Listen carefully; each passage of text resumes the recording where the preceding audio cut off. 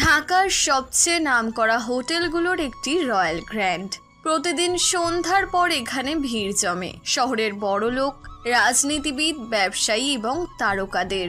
ঝলমলে ঝাড়বাতি, সুসজ্জিত টেবিল, নরম সুরের লাইভ মিউজিক আর ওয়েটারদের দৌড়ঝাঁপ, সব মিলিয়ে যেন ভিন্ন জগৎ। হোটেলের ভেতর আজও একই দৃশ্য। সাদা ইউনিফর্মে ট্রে হাতে ব্যস্ত রাহাত। কারো কাছে কফি পৌঁছে দিচ্ছে, কারো গ্লাসে পানি ঢালছে, আবার কারোর অর্ডার নিচ্ছে। তার চেহারায় ভদ্রতা, চোখে মুখে শান্ত ভাব, কিন্তু অন্তরে একটা অদৃশ্য বোঝা যেন প্রতিদিন বহন করে। হঠাৎই দরজা দিয়ে ঢুকলো একজোড়া প্রেমিক প্রেমিকা। মেয়েটি রূপে গুণে দারুণ, দামি শাড়ি, হাতে ব্র্যান্ডেড পার্স। ছেলেটি স্যুট পরা, গলায় টাই, চলনে বলনে বোঝা যায় বেশ ক্ষমতাশালী। মেয়েটি চোখ ঘুরিয়ে চারপাশে তাকাতেই আচমকা তার দৃষ্টি থেমে গেল ট্রেতে কফির কাপ নিয়ে দাঁড়িয়ে থাকা রাহাতের দিকে। মেয়েটির চোখ বিস্ফোরিত, ঠোঁটে অবাক হাসি। সে ফিসফিস করে বলল, না, এটা কি সত্যি রাহাত? যে কি না বলতো একদিন সে অনেক বড়লোক হবে, আর আজকে না সে একজন ওয়েটার। রাহাত একটু থমকালো, তারপর বিনয়ের সঙ্গে মাথা নাড়ল। হ্যাঁ, আমি। মেয়েটির নাম সুমি। 5 বছর আগে রাহাতের জীবনের সবচেয়ে বড় আঘাত দিয়েছিল সে। 5 বছর আগের সেই সময়টা রাহাতের জীবনের সবচেয়ে উজ্জ্বল এবং সবচেয়ে অন্ধকার সময় ছিল। তখন সে ঢাকা বিশ্ববিদ্যালয়ে ব্যবসায় প্রশাসনের ছাত্র। সদ্য যৌবনের আলো, অগাধ স্বপ্ন আর সীমাহীন সম্ভাবনা নিয়ে সে দিন কাটাতো। তার স্বপ্ন ছিল একদিন দেশের সবচেয়ে বড় ব্যবসায়ী হওয়ার, নিজের প্রতিষ্ঠান গড়ে তোলা, এমন একটি সাম্রাজ্য যেখানে শুধু অর্থ নয়, মানুষের বিশ্বাস আর সম্মান হবে সবচেয়ে বড় সম্পদ। তার ক্লাসমেটদের মধ্যে সুমি ছিল এক অনন্য উপস্থিতি। উজ্জ্বল মুখ, তীক্ষ্ণ বুদ্ধি, আত্মবিশ্বাসে ভরপুর আচরণ, সব মিলিয়ে সে সবাইকে আকৃষ্ট করত। সুমির চোখে ছিল আকাঙ্ক্ষা, জীবনকে নিজের মতো করে সাজানোর অদম্য ইচ্ছে। রাহাতের সঙ্গে প্রথম পরিচয় হয় লাইব্রেরির পড়ার টেবিলে। সেই পরিচয় দ্রুত বন্ধুত্বের রূপ নেয়। ক্যাম্পাসে হাঁটতে হাঁটতে তারা আলোচনা করত ভবিষ্যৎ নিয়ে, পড়াশোনা নিয়ে, সিনেমা আর গান নিয়ে। একদিন ক্যাম্পাসের বটতলায় বসে সুমি রাহাতকে বলেছিল, রাহাত, তুমি সবসময় এত সিরিয়াস কেন? জীবন তো উপভোগ করার জন্য, শুধু ব্যবসার কথা ভাবলে চলে? আমি জানি জীবন উপভোগের জন্য, কিন্তু একটা স্থির ভিত্তি না থাকলে তো উপভোগও টেকসই হয় না। আমি চাই একদিন আমাদের মতো ছেলেরা নিজেদের যোগ্যতা দিয়ে জীবন গড়ে তুলুক।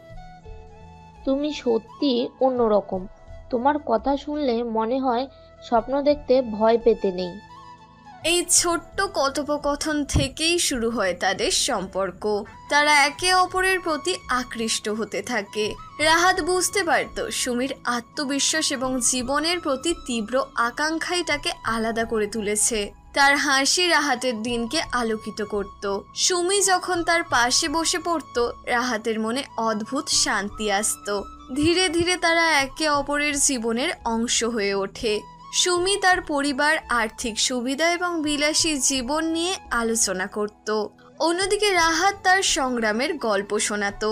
সে বলতো, আমরা যারা মাঝারি বা নিম্নবিত্ত পরিবার থেকে এসেছি তাদের কাছে স্বপ্ন দেখাই সবচেয়ে বড় কাজ।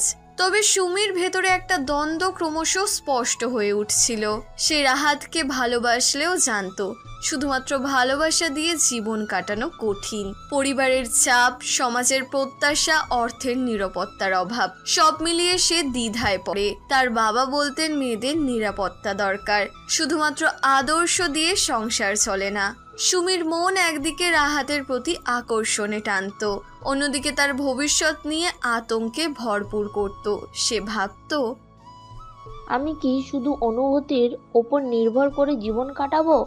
আমি কি একদিন অনিশ্চয়তায় ডুবে যাব? এক সন্ধ্যায় তারা ক্যাম্পাসের লেকের ধারে বসেছিল। সূর্য ডুবে যাচ্ছিল, আকাশে কমলা আলো। সুমি দীর্ঘশ্বাস ফেলে বলল, রাহাত, তুমি কি কখনো ভাবো যে শুধু আদর্শ দিয়ে জীবন গড়া যায় না? বাস্তব অনেক কঠিন।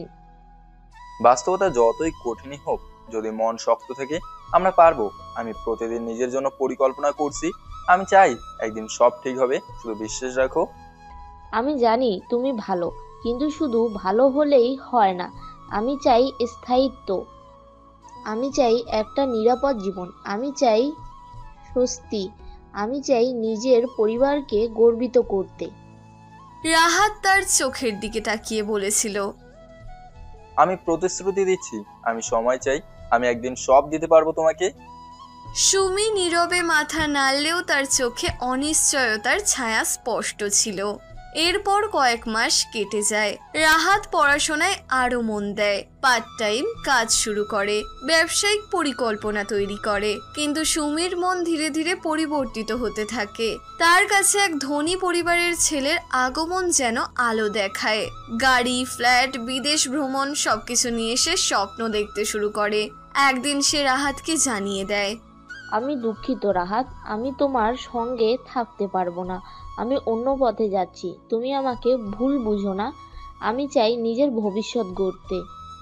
রাহাত প্রথমে নির্বাক হয়ে যায়, বুকের ভেতরটা যেন ছিঁড়ে যায়। তবুও সে শান্তভাবে উত্তর দেয়, তুমি সুখী থেকো, আমি চাই তুমি নিজের মতো জীবন করো। সুমির চোখে জল চলে আসে। সে ফিসফিস করে বলে, আমি জানি এটা কঠিন, কিন্তু আমি আর পারছি না, আমাকে ক্ষমা করো। এরপর সে চলে যায়। একদিন খবর আসে সে ধনী ছেলেকে বিয়ে করেছে। রাহাত নীরব চোখে সব শোনে, বুকের ব্যথা চেপে রাখে। সে কারোর সামনে কান্না দেখায় না, শুধু নিজের ডায়েরির পাতায় লিখে রাখে। আজ আমি বুঝলাম, শুধু ভালোবাসা নয়, জীবন করতে লাগে সাহস, ধৈর্য আর নিজের উপর বিশ্বাস। আমি থামবো না, আমি একদিন প্রমাণ করব আমিও পারি। এই আঘাতই তার জীবনের মোড় ঘুরিয়ে দেয়। সে দৃঢ় প্রতিজ্ঞ হয়, একদিন সে নিজের দক্ষতা, পরিশ্রম আর সততার জোরে জীবন গড়ে তুলবে। অতীতের ব্যথা তাকে ভেঙে দিতে পারেনি, বরং আরো শক্ত করে তুলেছে। এরপর শুরু হয় তার সংগ্রামের অধ্যায়, যেখানে চোখের জল শুকিয়ে শক্তিতে পরিণত হয়। অতীতের বিশ্বাসঘাতকতা তার হৃদয়ে আগুন জ্বালিয়ে দেয়, যে আগুন তাকে এগিয়ে নিয়ে যায় সফলতার দিকে। আজ এত বছর পর দেখা হলো ঠিক এই জায়গায়, যেখানে রাহাত দাঁড়িয়ে আছে একজন সাধারণ ওয়েটার সেজে। সুমি মুচকি হেসে ছেলেটির হাত ধরে বলল, আরিফ, তুমি জানো এই লোকটা কে? একসময় আমার প্রেমিক ছিল, আজ দেখো ওয়েটার হয়েছে। আরিফ হোটেলের ম্যানেজার, যে সুমিকে জড়িয়ে ধরে দাঁড়িয়ে আছে। সে অবজ্ঞা ভরে রাহাতকে মাথা থেকে পা পর্যন্ত দেখলো। তোমার মতো মেয়ের যদি এক্স এরকম হয়, তাহলে তো তোমার ভাগ্য খুব খারাপ ছিল। ভাগ্যিস তুমি ওর সাথে ছিলে না, না হলে তোমাকে এরকমই ওয়েটারের কাজ করতে হতো। সুমি হো হো করে হেসে উঠল। ভাগ্য না, আমার ভাগ্য ভালো। দেখো আজ আমি কিভাবে দাঁড়িয়ে আছি। আর সে খুব তো বড় গলায় বলেছিল তোমাকে ছেড়ে নাকি আমি বড় ভুল করেছি। তুমি নাকি একদিন অনেক বড়লোক হবে, যাকে দেখলে কিনা আমি আফসোস করব। সত্যি আমি তোমাকে দেখে আফসোস করছি, তবে বলুক হিসেবে না, তোমার মতো ওয়েটারকে দেখে আফসোস করছি। ভাগ্যিস সেদিন তোমাকে আমি ছেড়ে দিয়েছিলাম। রাহাত ট্রে শক্ত করে ধরে রেখেছে, চোখে জল আসলেও মুখে এক বিন্দু অভিব্যক্তি নেই। শুধু শান্তভাবে বলল, তুমি সুখে থাকো সুমি। যখন তুমি আমার সাথে থাকতে, তখন আমি চাইতাম তুমি সুখে থাকো। যখন ছেড়ে দিয়েছিলে, তখন আমি বলেছিলাম তুমি সুখেই থাকো। সুমি ব্যঙ্গ করে বলল, তুমি নাকি একদিন বড় কিছু করবে, তাই না? বড় ব্যবসায়ী হবে। এখন দেখো ট্রে হাতে ঘুরছো, কি আশ্চর্য! তোমার মতো ছেলেরা শুধু জন্মায় সাফ করার জন্য। বড় স্বপ্ন দেখা মানেই হাস্যকর। সুমি আর আরিফকে বসার জায়গা দেখিয়ে আবার কাজে মন দিল রাহাত। কিন্তু মনে মনে একটাই কথা ঘুরপাক খেতে লাগলো, মানুষের চোখে আমি ছোট হতে পারি, কিন্তু আমি জানি আমি কে। এমন সময় রাহাত আবার তাদের টেবিলে গেল। স্যার, আর কিছু লাগবে? সুমি ট্রের দিকে তাকিয়ে হেসে বলল, আরে শোনো আরিফ, ওর হাত কাঁপছে দেখছো? 5 বছর আগে আমাকে প্রতিশ্রুতি দিয়েছিল একদিন গাড়ি বাড়ি হবে তার, আর আজ দেখো পানি সার্ভ করছে। এই ধরনের ছেলেরা শুধু প্রেম করে সময় কাটায়, আসলে এদের কোনো ভবিষ্যৎ নেই। তুমি ভাগ্যবান যে ওকে ছেড়ে এসেছ। সুমি তখন আরেক ধাপ এগিয়ে গেল। সে চারপাশে কয়েকজন বন্ধুকে ডেকে বলল, শোনো সবাই, তোমাদের একটা মজার গল্প বলি। এই যে আমাদের ওয়েটার ভাই একসময় আমায় বিয়ের প্রস্তাব দিয়েছিল। কল্পনা করতে পারো, একজন ওয়েটার আমায় বিয়ে করতে চাচ্ছিল। সবাই হো হো করে হেসে উঠল। কারো মুখে ব্যঙ্গ, কারো চোখে তাচ্ছিল্য। রাহাত স্থির দাঁড়িয়ে রইল। বুকের ভেতর আগুন জ্বললেও মুখে কোনো প্রতিক্রিয়া নেই। শুধু ঠান্ডা গলায় বলল, মানুষের জীবন সবসময় একরকম থাকে না, সময় বদলালে অবস্থাও বদলায়। সময় বদলাবে, তুমি ওয়েটার থেকে প্রেসিডেন্ট হবে বুঝি? চারপাশ আবার হাসিতে ভরে গেল। রাহাত চুপচাপ মাথা নিচু করে চলে গেল, কিন্তু তার মনে প্রতিজ্ঞা জাগলো, তুমি যাকে আজ অপমান করলে একদিন সেই নামটাই সবার মাথার উপরে উঠবে, আর তখন তোমরা তাকিয়ে থাকবে অবিশ্বাসে, অনুশোচনায়। সুমি রাহাতকে নানা রকম অপমান করে সেখান থেকে চলে যায়। রাত তখন 8:30। রয়্যাল গ্র্যান্ড হোটেলের ঝলমলে লবিতে ঢুকলো আরেকটি অভিজাত পরিবারের মেয়ে মেহরিন। বয়স মাত্র 23, কিন্তু কণ্ঠে দৃঢ়তা আর চোখে আত্মবিশ্বাস। কালো গাউনে সেজেছে, মুখে হালকা মেকআপ, হাতে দামি ক্লাচ ব্যাগ। হাঁটার ভঙ্গি দেখে বোঝা যায় মেয়েটি পরিবারের আদরের হলেও নিজের সিদ্ধান্ত নিতে নিজে জানে। তবু আজ তার মনে অস্বস্তি, কারণ আজকের এই ডেট তার নিজের ইচ্ছায় নয়, পুরোপুরি পরিবারের চাপের কারণে। মেহরিন মনে মনে বলল, বাবা মা ভাবে ব্যবসা চালাতে হলে আমাকে তাড়াতাড়ি বিয়ে করতে হবে, অথচ আমি তো নিজেই সামলাতে চাই সব কিছু। মেহরিন না চাইতেও তার বাবা মায়ের চাপে সে সেই ছেলের সাথে দেখা করতে আসে। সে আগেই খোঁজ নিয়েছে যে ছেলেটা খুব একটা ভালো না, তবুও সে এসেছে তার সাথে দেখা করতে। অনেকক্ষণ থাকার পরও ছেলেটা আসছে না। মেহরিন ফোন বের করে ছেলেটিকে ফোন করলো। রিংটনের আওয়াজ পাওয়া গেল রেস্তোরাঁর এক কোণে। রেস্তোরাঁর এক কোণে বসেছিল আরাফাত নামের ছেলেটি। ডিজাইনার স্যুট পরে আছে, চোখে দামি সানগ্লাস। টেবিলে কোল্ড ড্রিঙ্কের বদলে একটা বিয়ারের বোতল, চুলে অতিরিক্ত জেল, মুখে এক ধরনের অহংকার ঝুলছে। মেহরিন এগিয়ে যেতেই আরাফাত দাঁড়িয়ে পড়ল। হাই, তুমি মেহরিন তাই না? আমি আরাফাত। হ্যাঁ, বাবা মা তো অনেকদিন ধরেই বলছিল তোমার সাথে দেখা করতে। আরাফাত বসতেই সাথে সাথে ওয়েটারকে ডেকে অর্ডার দিল। একটা হুইস্কি দাও, আর ম্যাডামের জন্য তুমি কি খাবে? তোমার কি হুইস্কি চলবে নাকি অন্য কিছু? যদি তুমি হুইস্কি খাও তাতে আমার কোনো আপত্তি নেই, কারণ এখন ডিজিটাল যুগ চলতেছে, মেয়েরা ছেলেদের মতোই চলতেছে। মেহরিন আরাফাতের কথা শুনে অবাক হয়ে গেল, কারণ সে অন্য সব মেয়েদের মতো না। তবুও কপালে ভাঁজ ফেলে বলল, না, আমি শুধু একটা কফি নেব। ও, তুমি তো অনেক সিরিয়াস টাইপ মনে হচ্ছে। আরে লাইফটা একটু উপভোগ করতে হয়, খাও দাও, পার্টি করো, মজা করো। আমি প্রতিদিন রাতেই বন্ধুদের নিয়ে নাইট ক্লাবে যাই। আমার আবার তোমার মতো থাকতে বোরিং লাগে। প্রতিদিন? তুমি তাহলে কাজ কবে করো? আরাফাত হেসে গ্লাস ঠোঁটে নিল, সাথে একটা সিগারেট জ্বালালো। সিগারেটের ধোঁয়া মেহরিনের মুখের ওপর ছুঁড়ল। কাজের জন্য তো বাবা আছেন, আমি তো শুধু উত্তরাধিকারী। আরে বাবা, টাকা সম্পদ সব রেডি আছে, কাজ করে কি হবে? এখন আমার সময়টা এনজয় করার। মেহরিনের বুকের ভেতর ধাক্কা লাগলো। এমন ছেলে আমার জন্য ঠিক করেছে পরিবার, যার কাছে জীবনের কোনো লক্ষ্যই নেই, যে মেয়েদের সম্মান করতে জানে না, যে নাইট ক্লাবে পড়ে থাকে। সেই ছেলেকে কিনা আমার পরিবার পছন্দ করলো। আমি কি তাদের কাছে এতটাই বোঝা হয়ে গেছি? আরাফাত এবার মেহরিনের দিকে ঝুঁকে বলল, তুমি দেখতে একেবারে কিউট। আমি তোমাকে নিয়ে কক্সবাজার ঘুরতে যেতে চাই। শোনো, আমি তো এক জায়গায় বেশি দিন থাকতে পারি না, নতুন মেয়ে, নতুন মজা চাই। মেহরিন হতভম্ব হয়ে তাকালো। তুমি কি বলতে চাও? আমি কোনো মজা করার জিনিস নই। আরাফাত হাসতে হাসতে সিগারেট ধরালো। আরে রিল্যাক্স, এত সিরিয়াস হও কেন? তুমি আমাকে বিয়ে করলে তোমার জন্য পুরো ঢাকাই খোলা থাকবে, যা চাইবে তাই হবে। মেহরিনের রক্ত গরম হয়ে উঠল। সে হঠাৎ চেয়ার ঠেলে উঠে দাঁড়ালো। একটা কথা মনে রেখো, আমি ব্যবসা সামলাতে চাই, জীবনকে গড়তে চাই। তোমার মতো দায়িত্বহীন নেশাগ্রস্ত ছেলেকে আমি স্বামী বানাতে পারবো না। যে ছেলে মেয়েদেরকে খেলনা মনে করে, যে ছেলে মেয়েদের সম্মান করতে জানে না, সে আর যাই হোক কারো স্বামী হতে পারে না। কথাটা একটু জোরে চিৎকার করে বলল। হোটেলের ভেতর মুহূর্তেই নিস্তব্ধতা নেমে এলো। কিছু অতিথি অবাক হয়ে তাকিয়ে আছে, কেউ আবার চুপি চুপি হাসছে। আরাফাত রাগে টেবিলে হাত চাপড়ে বলল, তুমি আমাকে প্রত্যাখ্যান করার সাহস দেখালে? আমাকে খারাপ বলতেছ? আমি আরাফাত। আমি চাইলে এক ফোনে তোমার পরিবারকে নষ্ট করে দিতে পারবো। তোমার কোম্পানিকে আমি দেউলিয়া করে দিতে পারি। সেটা কি তুমি জানো? তোমাকে আমার ভালো লেগেছে বলেই আমি তোমার জন্য টাইম ওয়েস্ট করতেছি, নয়তো আমার মতো ছেলে এখানে পড়ে থাকার মতো ছেলে নয়। মেহেরিন বিন্দু মাত্র ভয় পেল না, শান্ত গলায় বলল, ক্ষমতা দিয়ে মানুষ কেনা যায়, সম্মান নয়। তুমি আমার জীবনে কখনো জায়গা পাবে না।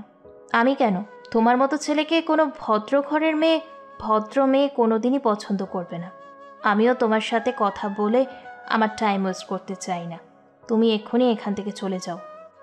এই কথা বলে সে চেয়ারে বসে মাথায় হাত দিল। তার চোখ ভিজে উঠছিল, কারণ সে জানে এখন পরিবার তাকে আরো চাপ দেবে, ব্যবসার দায়িত্ব তার কাঁধে আরো ভারী হবে। সেই মুহূর্তে হোটেলের কোণে দাঁড়িয়ে সব দেখছিল রাহাত। সে ধীরে ধীরে মেহরিনের টেবিলে গেল, হাতে এক গ্লাস পানি, শান্ত কণ্ঠে বলল, ম্যাডাম একটু পানি খান। আর আপনার কি অন্য কিছু লাগবে?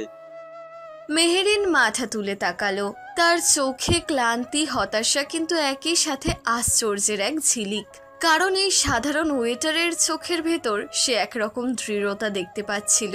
হোটেলের ঝলমলে আলোয় বসে আছে মেহেরিন, চোখে মুখে ক্লান্তি, হাত কপালে ঠেকানো, ঠোঁটে দীর্ঘশ্বাস। সে জানে পরিবার তাকে আরো চাপে ফেলবে। এখনই বিয়ে করো, ব্যবসার দায়িত্ব সামলাতে একজন স্বামী দরকার, এই কথা বারবার শুনতে হবে। তার সামনে রাখা পানির গ্লাসটা আলতো করে সরিয়ে দিল রাহাত, শান্ত গলায় বলল, আপনার কিছু হবে না ম্যাডাম। আপনি শক্ত একজন মেয়ে, যে ছেলে মেয়েদেরকে সম্মান করে না তাকে প্রত্যাখ্যান করাই শ্রেয়। মেহেরিন তাকালো রাহাতের চোখে। অদ্ভুত এক শান্তি আছে সেই চোখে, যেন এক অচেনা মানুষ হঠাৎ তার পাশে দাঁড়িয়েছে অন্ধকার মুহূর্তে। তুমি কে? সে হালকা কণ্ঠে জিজ্ঞেস করলো। রাহাত মুচকি হাসলো, তার হাসির মধ্যে যেন রহস্য লুকিয়ে আছে। আমি এখানে শুধু একজন ওয়েটার। মেহেরিন ঠোঁট কামড়ে মাথা নাড়ল, তারপর রাহাতকে ওপর থেকে নিচ পর্যন্ত দেখলো। না, তুমি শুধু ওয়েটার নও। আমি বুঝতে পারছি তোমার চোখে এক ধরনের দৃঢ়তা আছে, যেটা আমার চারপাশের অনেক তথাকথিত বড় লোকদের চোখে দেখিনি। রাহাত চুপচাপ দাঁড়িয়ে রইল। মেহেরিন হঠাৎ বলল, আমার পরিবার ব্যবসার বড় চাপ আমার ওপর চাপিয়ে দিয়েছে। তারা বলছে আমি একা মেয়ে, স্বামী ছাড়া ব্যবসা সামলানো অসম্ভব। আর যে ছেলেটিকে দেখলাম, ওকে বিয়ে করতে তারা চাইছিল, কিন্তু আমি পারতাম না। ওর মতো মানুষকে আমি স্বামী মানতে পারি না। তার গলায় কাঁপন। সে নিচু গলায় যোগ করলো, আমার একটা সমাধান দরকার, একটা অস্থায়ী সমাধান। রাহাত ভ্রু কুঁচকালো। কেমন সমাধান? মেহেরিন গভীর নিঃশ্বাস নিল, তারপর ধীরে ধীরে বলল, তুমি কি আমার স্বামী সেজে থাকতে পারবে? কেবল কিছুদিনের জন্য। তোমাকে আমি দ্বিগুণ পারিশ্রমিক দেব। আমারও পরিবারের চাপ কমবে, আমিও ব্যবসার দায়িত্ব সামলাতে পারবো। তখন তুমি চাইলে চলে আসতে পারো। রাহাত যেন হকচকিয়ে গেল। আমি তো একজন ওয়েটার। তোমার পরিবার কি মানবে? মেহেরিন হালকা হাসলো। হয়তো মানবে না, কিন্তু আমি জানি তুমি আমার চোখে মিথ্যে মানুষ নও। আমি চাই অন্তত একজন সৎ মানুষ পাশে থাকুক, যাকে আমি বিশ্বাস করতে পারি। হতে পারে সেটা চুক্তিবদ্ধর মধ্যে, তবুও তো আমি আমার পরিবারকে বোঝাতে পারবো যে আমি একজনকে বিয়ে করেছি, যাতে তারা আমাকে আর চাপ দিতে না পারে। রাহাত দীর্ঘক্ষণ চুপচাপ দাঁড়িয়ে থাকলো। তার বুকের ভেতরে এক অদ্ভুত টান অনুভূত হচ্ছিল। সে জানে এই প্রস্তাব মানে ঝামেলা, অপমান, কষ্ট সবকিছু আসবে। তবু তার ভেতরের একটা কণ্ঠ বলল, হয়তো এটাই আমার পথ, সত্যিকারের মানুষকে চিনিয়ে দেওয়ার পথ।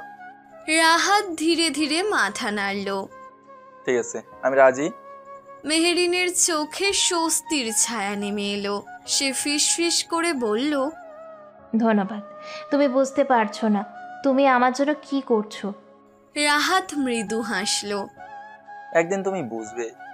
এরপর মেহেরিনের সাথে রাহাত চলে গেল বিয়ের রেজিস্ট্রি করতে। বিয়ে সম্পন্ন হলে মেহেরিনের বাড়ির দিকে চলল। মেহেরিনের বাড়ি ঢাকার অভিজাত ধানমন্ডি এলাকায়। বিশাল দোতলা বাড়ি, গেটে পাহারাদার, উঠোনে ঝকঝকে গাড়ির সারি। ভিতরে ঢুকতেই ঝলমলে ঝাড়বাতি আর দামি আসবাবপত্রের দাপট চোখে পড়ল রাহাতের। কিন্তু তার পোশাক ছিল একেবারেই সাধারণ, সাদা শার্ট, কালো প্যান্ট, কোনো দামি ব্র্যান্ডের ছোঁয়া নেই। মেহেরিন পাশে হাঁটছিল আত্মবিশ্বাসী ভঙ্গিতে। ড্রয়িং রুমে ঢুকতেই পরিবারের সবাই একে একে তাকালো তাদের দিকে। মেহেরিনের বাবা মা, বড় ভাই বউ, এমনকি এক কাজিনও সেখানে বসেছিল। মেহেরিনের মা ভ্রু কুঁচকে বললেন, এটা কে? আমরা তোমাকে একজনের কাছে পাঠালাম, তাকে না নিয়ে এসে তুমি কাকে নিয়ে আসলে? এটা একে তো দেখে মনে হচ্ছে কোনো ভিখারি। মেহেরিন শান্ত গলায় উত্তর দিল, এটাই রাহাত, যাকে আমি বেছে নিয়েছি, যাকে আমি ভালোবাসি, যাকে আমি বিয়ে করেছি। কথাটা শোনার সাথে সাথেই ঘরে নিস্তব্ধতা নেমে এলো। তার বড় ভাই হেসে ফেলল ব্যঙ্গস্বরে। তুমি মজা করছো তাই তো? এই সাধারণ পোশাকের ছেলেটা তোমার পছন্দ, তোমার স্বামী? মেহেরিনের বাবা গম্ভীর গলায় বললেন, তুমি আমাদের লজ্জায় ফেলছো মেরিন। এত বড় ব্যবসা সামালবে একজন ওয়েটার? রাহাত চুপচাপ মাথা নিচু করে দাঁড়িয়ে রইল। এক কাজিন কটাক্ষ করে বলল, তুমি কি জানো আমাদের পরিবারের স্ট্যাটাস কি? এখানে আসতে হলে অন্তত একটা স্যুট, টাই বা দামি ঘড়ি দরকার। আর তুমি এসেছো ঠিক যে কোনো হোটেলের সার্ভিস বয়ের মতো। মেহেরিন এবার রেগে উঠল। ড্রেস দেখে কি মানুষের চরিত্র মাপা যায়? আমার কাছে রাহাতের ভদ্রতা, সভ্যতা অনেক বেশি গুরুত্বপূর্ণ। তার মা ঝাঁঝিয়ে উঠলেন, তুমি চুপ করো। তুমি জানো না এই ছেলেরা আসলে কি চায়? ওরা শুধু আমাদের টাকার পেছনে ঘুরছে। তুমি বোকামি করছো। এই ভিখারির ছেলে তোমাকে ফাঁদে ফেলে তোমাকে বিয়ে করছে, যাতে তোমার সমস্ত সম্পত্তি সে ভোগ করতে পারে। মেহেরিন দৃঢ় কণ্ঠে বলল, না মা, আমি কাউকে টাকার জন্য বেছে নিইনি। আমি ওকে বেছে নিয়েছি কারণ আমি ওকে বিশ্বাস করতে পারি। মেহেরিনের বাবা এবার গর্জে উঠলেন, তুমি আমাদের পরিবারের সম্মান নষ্ট করেছো। এতগুলো প্রস্তাব ফিরিয়ে দিয়ে শেষমেশ একজন ওয়েটারকে নিয়ে এলে। তুমি কি ভেবেছো সমাজ কি বলবে? আমাদের সম্মান কোথায় থাকবে সেটা একবার ভেবে দেখেছো? তার বড় ভাই যোগ করল, আসলে মেরিন ছোট্টবেলা থেকেই জেদি। বাবা, ওকে একদম ছাড়ো না। যদি আজকে রাতে ওকে ওই ছেলেটার সাথে দূরে পাঠানো যায়, হয়তো লজ্জা বাঁচবে। মেহেরিন চোখের পানি নিয়ে চিৎকার করে উঠল, আমাকে নিজের মতো সিদ্ধান্ত নিতে দিন। আমি কারোর খেলনা নই। কিন্তু পরিবারের সবাই একসাথে হাসাহাসি আর গালাগালি করতে লাগলো। মেহেরিন বুঝলো শুধু রাহাত নয়, তাকেও তারা হেয় করছে। রাহাত এতক্ষণ একটাও কথা বলেনি। সে ধীরে ধীরে মাথা তুলে সবার দিকে তাকালো। তার চোখে কোনো রাগ নেই, শুধু গভীর দৃঢ়তা। সে মনে মনে বলল, যারা আজ আমাদের অপমান করছে তারা একদিন বুঝবে মানুষের আসল মর্যাদা কাপড়ে নয়, অন্তরে। মেহেরিন পাশে দাঁড়িয়ে হাত মুঠো করে ধরল রাহাতের। সে ফিসফিস করে বলল, আমি তোমার পাশে আছি। তারা আর কোনো কথা না বলে তাদের রুমে চলে গেল। বাকিরাও রাগ দেখিয়ে তাদের ঘরে চলে গেল। সন্ধ্যা নামতেই মেহরিনের বাড়ির ডাইনিং হলে জমকালো আয়োজন শুরু হলো। লম্বা টেবিলে সারি সারি খাবার সাজানো, বিরিয়ানি, কাবাব, মাছ, স্যালাড, নানা রকম বিদেশি পদ। চাকর বাকরেরা একে একে প্লেট সাজিয়ে দিচ্ছিল। ডাইনিং হলে ঢুকতেই মেহরিন রাহাতকে পাশে নিয়ে দাঁড়ালো, কিন্তু টেবিলে বসতে যাবার আগেই বড় ভাই তীক্ষ্ণ দৃষ্টিতে বলল, এই ছেলেটি টেবিলে বসে নাকি সার্ভিস করবে? সবাই হো হো করে হেসে উঠল। রাহাত চুপচাপ দাঁড়িয়ে রইল। মেহরিন দৃঢ় কণ্ঠে বলল, ও আমার স্বামী, ও টেবিলে বসবে। কিন্তু তার মা গলায় তাচ্ছিল্য মিশিয়ে বললেন, অতিথি, একজন ওয়েটার অতিথি হতে পারে। এই টেবিলে আমাদের পরিবার, ব্যবসায়িক পার্টনাররা বসে, ওর জায়গা এখানে নয়। তার বড় ভাই চাকরকে ইশারা করে বলল, ওকে ওখানে দাঁড়িয়ে থাকতে বলো, দরকার হলে পানির ঢালুক। রাহাত ঠান্ডা গলায় বলল, কোনো সমস্যা নেই, আমি দাঁড়াতেই পারি। মেহরিন রেগে উঠল। সে টেবিলের সামনে দাঁড়িয়ে বলল, এভাবে কাউকে ছোট করে কথা বলা যায় না। রাহাত আমার সঙ্গে এসেছে, আমি চাইলে ও আমার পাশে বসবে। তার বাবা চেয়ার ঠেলে উঠে দাঁড়ালেন। তুমি চুপ করো মেরিন, আমাদের পরিবারের সম্মান আমরা জানি। তুমি এক ওয়েটারের জন্য চিৎকার করবে? মেহরিন গলা উঁচু করে বলল, ওয়েটার হলেও মানুষ, আমি ওর সম্মানকে অবহেলা হতে দেব না। তার বড় ভাই হেসে কটাক্ষ করল, সম্মান? একটা সার্ভিস বয়ের সম্মান? মেরিন, তুমি কি পাগল হয়ে গেছো? মেহরিনের চোখে পানি এসে গেল, কিন্তু সে গলা শক্ত করে বলল, না, আমি পাগল নই। আমি বুঝতে পারছি এখানে টাকার অহংকার ছাড়া কিছুই নেই। সব অপমানের মাঝেও রাহাত একটিও কথা বলল না। সে মাথা নিচু করে দাঁড়িয়ে থাকলো। তার মুখ শান্ত, কিন্তু ভেতরে ভেতরে আগুন জ্বলছিল। মনে মনে সে বলল, আজ আমাকে ওরা দাঁড় করিয়ে রেখেছে, অপমান করছে, কিন্তু একদিন এই টেবিলেই আমাকে বসানোর জন্য এরা ভিক্ষা করবে। ডিনার শেষ হওয়ার আগেই মেহরিন কাঁদতে কাঁদতে চেয়ার ছেড়ে উঠে গেল। রাহাত নিঃশব্দে তার পেছন পেছন হাঁটল। সকালবেলা মেহরিন তার নিজের ফ্যাশন হাউস অফিসে বসেছিল। চারপাশে কর্মচারীরা ব্যস্তভাবে কাজ করছে। কেউ নতুন ডিজাইন আঁকছে, কেউ আবার ক্লায়েন্ট সামলাচ্ছে। অফিসের পরিবেশ সবসময় গম্ভীর হলেও সেদিন যেন অদ্ভুত একটা উত্তেজনা কাজ করছিল। দুপুর নাগাদ রাহাত অফিসে ঢুকলো। সাদা শার্ট, সাদামাটা প্যান্ট, কোনো আড়ম্বর নেই। সে মূলত মেহরিনের সাথে দুপুরে খাওয়ার জন্য দেখা করতে এসেছিল। রিসেপশনে বসা মেয়েরা ফিসফিস করে একে অপরকে বলল, এই ছেলে তো মেহরিন ম্যাডামের সাথে প্রায়ই আসে, কে জানে আসলে কি, হয়তো শুধু কোনো পরিচিত মানুষ। রাহাত কাউকে পাত্তা না দিয়ে সোজা এগিয়ে গেল। তখনই অফিসের এক পাশ থেকে বেরিয়ে এলো সুমি, রাহাতের সেই এক্স গার্লফ্রেন্ড। 5 বছর আগে টাকার লোভে রাহাতকে ছেড়ে দিয়েছিল সে। এখন এই অফিসেই সিনিয়র ডিজাইনার হিসেবে কাজ করে। সুমি চোখ কুঁচকে তাকালো। তার ঠোঁটে হাসি ফুটলো, কিন্তু সেটা ছিল বিষ মাখা হাসি। আরে এ কি সত্যি রাহাত, তুমি এখানে কি করছো?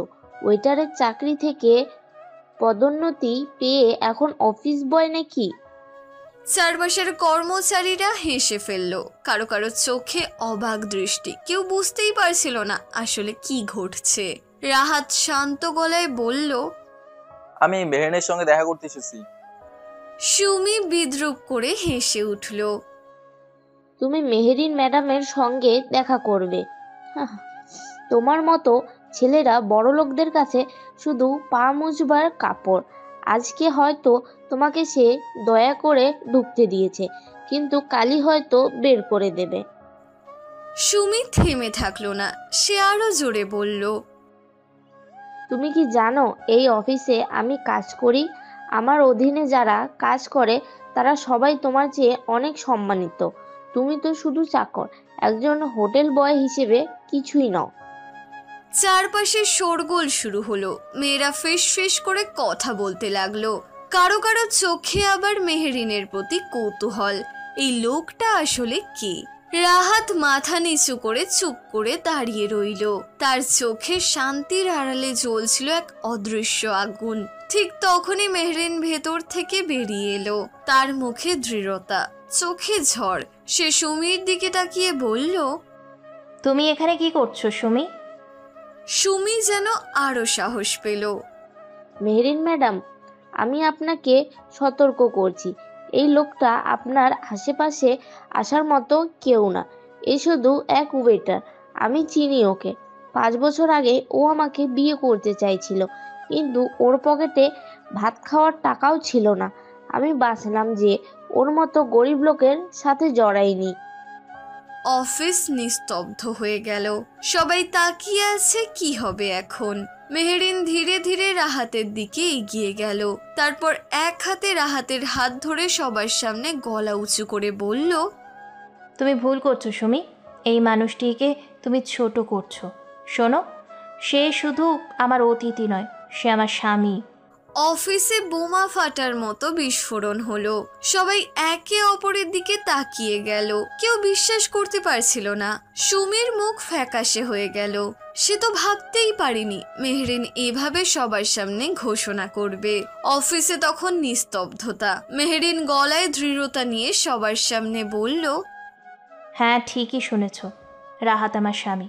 আজকে থেকে আর কেউ ওকে ছোট করে কথা বলবে না। সব কর্মচারীরা হতবাক হয়ে একে অপরের দিকে তাকিয়ে থাকলো। কেউ কল্পনাও করেনি এই সাদামাটা পোশাক পরা ছেলেটি আসলে মেহরিনের স্বামী। সুমি মুখ হাঁ করে দাঁড়িয়ে রইল, তার ঠোঁট কাঁপছিল। কি বললে তুমি? ও তোমার স্বামী? মেহরিন ঠান্ডা গলায় উত্তর দিল, হ্যাঁ, যাকে তুমি চাকর বলছো, অপমান করছো, সেই মানুষটাই আমার জীবনের সঙ্গী। সুমি ব্যঙ্গ করে হেসে উঠল। তাহলে তুমি বুঝি একজন ওয়েটারকে বিয়ে করেছো? তোমার মতো বড়লোকের মেয়ে এভাবে নিজে সম্মান মাটিতে মিশিয়েছো? মেহরিন হঠাৎ টেবিলে হাত মেরে দাঁড়িয়ে গেল, কণ্ঠে বজ্রপাতের মতো গর্জন। থামো সুমি, তুমি তোমার সীমা ছাড়িয়ে যাচ্ছ। আমি তোমাকে এখানে সম্মান দিয়ে রেখেছিলাম, কিন্তু তুমি আমার স্বামীকে অপমান করার সাহস দেখালে। এই মুহূর্ত থেকে তুমি আর এই অফিসে কাজ করবে না। তুমি চাকুরি থেকে বরখাস্ত।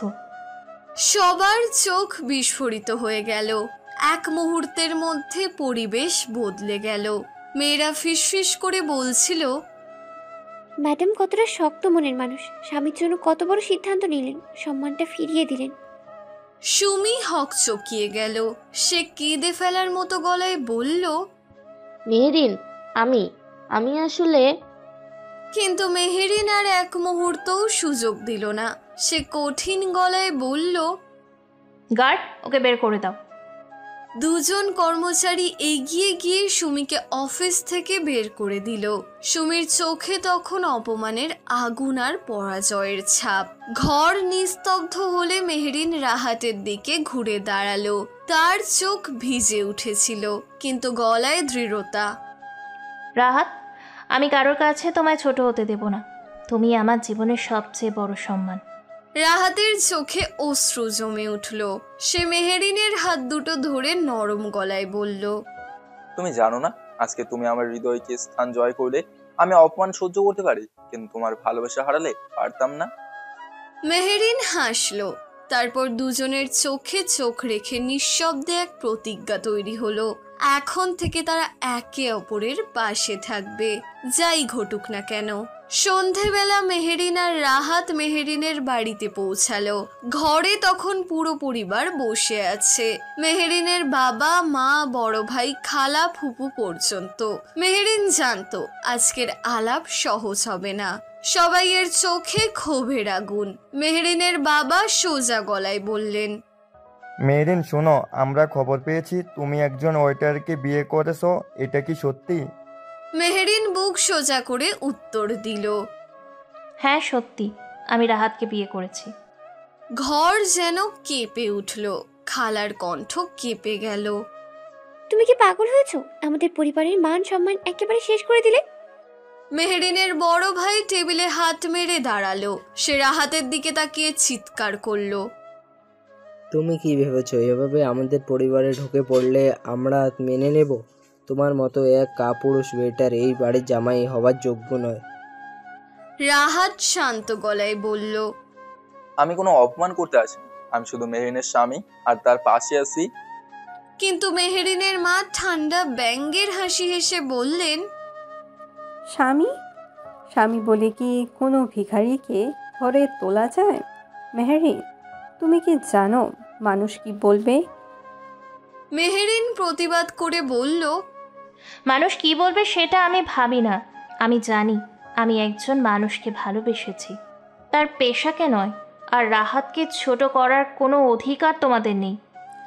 বড় ভাই আবার বিদ্রূপ করে বলল, তুমি যদি সত্যি এই ছোট লোকটাকে স্বামী মানতে চাও, তবে আজ থেকে তুমি আমাদের পরিবার থেকে আলাদা। আমরা কোনো দিন তোমাকে গ্রহণ করব না। রাহাত ঠান্ডা চোখে চারপাশের সবাইকে দেখল, তার ঠোঁটে হালকা হাসি খেলল। আমি জানি তোমরা আজ আমাকে ছোট করে দেখছো, কিন্তু একদিন বুঝবে মানুষকে পেশা দিয়ে বিচার করা যায় না। সবাই তার কথা শুনে আরো ক্ষিপ্ত হলো। বড় ভাই তাচ্ছিল্য করে বলল, কি বুঝবো আমরা? তুমি কি ভেবেছো তোমার মতো একজন গরিব লোকের থেকে আমাদের কিছু শেখার আছে? রাহাত আর কোনো উত্তর দিল না, শুধু মনে মনে ভাবল, সঠিক সময় এলে তোমরা আমার আসল পরিচয় নিজেরাই জানতে পারবে। সেদিন রাতেই মেহরিনের এক ঘনিষ্ঠ খালা গোপনে তার কানে ফিসফিস করে বললেন, মেহেরিন, আমি জানি তুমি যা করেছো সেটা ভেবে করেছো, কিন্তু তুমি কি জানো এই রাহাত ছেলেটা এত সাধারণ নয়। আমি শুধু শুনেছি সে আসলে দেশের বড় ব্যবসায়ী পরিবারের সঙ্গে যুক্ত। মেহরিন বিস্মিত হয়ে খালার দিকে তাকালো। আপু, কি বলছেন আপনি? খালা রহস্যময় হাসি দিলেন। আমি নিশ্চিত না, তবে সময় তোমাকে সত্যি দেখাবে। মেহরিন কিছুটা স্বস্তি পেলেও পরিবার তখনও তাকে আর রাহাতকে ত্যাগ করে বসে আছে। এখন তাদের লড়াই আরো কঠিন হতে চলেছে। পরিবারে একের পর এক ঝড় থামছে না। মেহরিন যতবার রাহাতকে পাশে বসাতে চায়, তার বাবা আর ভাই তাকে টেনে সরিয়ে দেয়। মেহরিনের মা প্রতিদিন একই কথা বলে, তুমি যদি সত্যি এই ওয়েটারকে স্বামী হিসেবে রাখো, তবে আমাদের সাথে আর কোনো সম্পর্ক থাকবে না। এক রাতে পুরো পরিবার একসাথে বসে রাহাতকে প্রকাশ্যে অপমান করলো। বড় ভাই টেবিলে আঙুল ঠুকে বলল, তোমার মতো গরিব লোকের স্বপ্ন দেখা উচিত নয়। তুমি মেরিনের কাছে আসছো কারণ তুমি জানো এখানে টাকা আছে, কিন্তু ভুলে যেও না আমরা তোমাকে এক মুহূর্তে ভেঙে ফেলতে পারি। রাহাত শুধু শান্ত গলায় বলল, আমি টাকা চাই না, আমি শুধু মেহরিনের ভালোবাসা চাই। এই উত্তর শুনে সবাই হো হো করে হাসলো। মেহরিন রাগে দাঁড়িয়ে বলল, তুমি যতই অপমান করো, আমি রাহাতকে ছাড়বো না। পরের দিন সকালে মেহরিন অফিসে পৌঁছে খবর পেল তার কোম্পানির প্রধান ইনভেস্টররা হঠাৎ সবাই মিটিং ডেকেছে। মিটিং রুমে ঢুকতেই একজন বিনিয়োগকারী কঠিন গলায় বলল, মেহরিন, দুঃখিত, কিন্তু আমরা আমাদের ইনভেস্টমেন্ট তুলে নিতে চাই। মেহরিন স্তম্ভিত। হঠাৎ এমন সিদ্ধান্ত কেন? আমরা তো ভালোই এগোচ্ছি। অন্য একজন মাথা নেড়ে বলল, আমাদের ওপর প্রচুর চাপ আসছে। যদি আমরা এখানে থাকি তবে অন্য বড় কোম্পানি আমাদের সাথে কাজ করবে না। আমরা ঝুঁকি নিতে চাই না। মেহরিন ভেঙে পড়ে বলল। কোনো কোম্পানি চাপ দিচ্ছে? তখনই একজন নিচু গলায় উত্তর দিল, দেশের শীর্ষ ব্যবসায়ী পরিবারের ছেলে আরাফাতের কোম্পানি। মেহরিন স্তব্ধ হয়ে গেল। আরাফাত সেই বিগড়ে যাওয়া ছেলেটি যাকে প্রথম ডেটে সে প্রত্যাখ্যান করেছিল, এখন সে প্রতিশোধ নিতে চাইছে। একজন ইনভেস্টর যোগ করলো, আমরা শুনেছি সে চায় তোমার কোম্পানি দেউলিয়া হোক। সে সবাইকে বলেছে তুমি একজন ওয়েটারকে বিয়ে করেছো, তাই তোমার কোম্পানির কোনো ভবিষ্যৎ নেই। এই কথা শুনে মেহরিনের শরীর কেঁপে উঠল। সে মাথা নিচু করে বসে রইল, চোখে অশ্রু জমে উঠল। আমি কি সত্যিই শুধু রাহাতকে বিয়ে করার কারণে সব কিছু হারাচ্ছি? ঠিক তখনই দরজা খুলে রাহাত ভেতরে ঢুকলো। তার মুখ শান্ত কিন্তু চোখে দৃঢ়তা। সে সবার সামনে দাঁড়িয়ে বলল, আপনারা যদি বিনিয়োগ তুলে নেন সেটা আপনার সিদ্ধান্ত, কিন্তু জেনে রাখুন এই কোম্পানির ভিত্তি শুধু টাকার উপর নয়, এখানে আছে মেরিনের স্বপ্ন, তার পরিশ্রম। কোনো চাপ দিয়ে তাকে ধ্বংস করা যাবে না। সবাই চুপ করে গেল। কেউ রাহাতের চোখের ভেতরের শক্তি টের পেল, কিন্তু তার পরিচয় এখনো কেউ জানল না। মেহেরিন কাঁদতে কাঁদতে রাহাতের হাত ধরল। সে ফিসফিস করে বলল, আমি ভেঙে যাচ্ছি রাহাত, আমি কি করব? রাহাত তার দিকে তাকিয়ে শান্ত গলায় উত্তর দিল, ভয় পেও না মেহেরিন, খুব শিগগিরই সবাই জানবে আমি কে। অফিসে বসে মেহেরিন একের পর এক ফোন ধরছে। সব ইনভেস্টরই তাদের টাকা তুলে নিচ্ছে। অফিসের পরিবেশ যেন মরুভূমি। কর্মচারীদের চোখে হতাশা। মেহেরিন মাথায় হাত দিয়ে বসে পড়ল। ঠিক তখনই রাহাত তার কাঁধে হাত রাখলো। তার চোখে শান্ত আত্মবিশ্বাস। মেরিন, তোমাকে আমি প্রতিশ্রুতি দিচ্ছি এই কোম্পানি পড়ে যাবে না। আরাফাত ভেবেছে তোমার স্বামী একজন সাধারণ ওয়েটার, তাই সে সহজেই তোমাকে ভেঙে ফেলতে পারবে, কিন্তু সে ভুল করছে। মেহেরিন বিস্মিত চোখে তাকালো। তুমি কি করতে যাচ্ছ রাহাত? রাহাতের ঠোঁটে রহস্যময় হাসি ফুটল। যা করার সময় হয়েছে, এবার আরাফাতকে দেখাতে হবে আসল খেলা কি। সেই রাতে একটি বড় কর্পোরেট গালায় সবাই জড়ো হলো।